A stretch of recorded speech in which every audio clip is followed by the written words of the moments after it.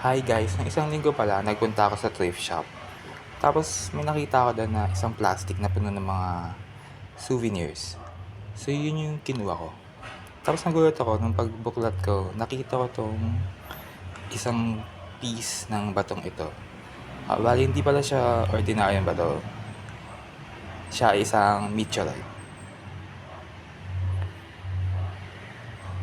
So ayun, parang ayan meron pa siyang weight at average density na pirmado pa ng member ng International Meteorite Collectors Association. Chondrite siya, galing siya sa Sahara Desert, Northwest Africa. Ano nga ba yung chondrite? Para titignan natin dito sa librong to.